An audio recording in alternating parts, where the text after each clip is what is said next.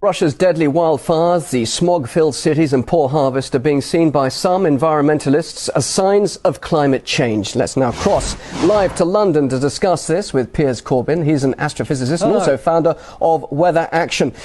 Good to have you. Thanks very much indeed for joining us live there in London. So what we're seeing here is a drastic change in climate, aren't we? Well, climate has always been changing, but this has nothing to do with man. In fact, we predicted that there would be extreme heat in East Europe and Russia this summer. And it's caused by a certain circulation pattern. CO2 does not cause circulation patterns. What causes those is a combination of solar activity and the state of the phases of the moon. But hang on, Piers, excuse me, just a minute. You say this isn't caused by man. How come they're reporting this heat wave is recognised as the worst in 1,000 years of recorded history in Russia? Surely of course, man has got something to do with this, hasn't he? No, nothing to do with it. The only connection is man is here at the same time as the sun and the moon are doing things.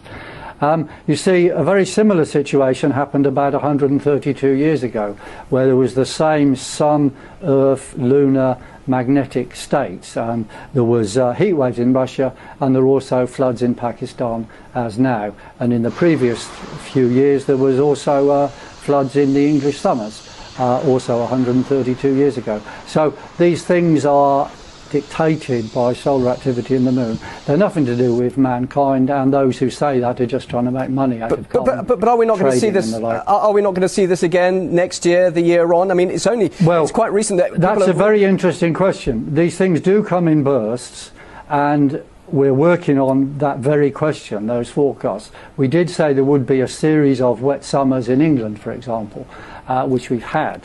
Now, will there be a series of these very hot summers in Russia? We don't know. We have to work on that. But I assure you, it's nothing to do with carbon dioxide. And if you stop driving around Moscow, it won't affect next summer one jot. Well, how come then so many climate change scientists disagree with you and they get so much support for what they say? They're on a gravy train, for heaven's sake.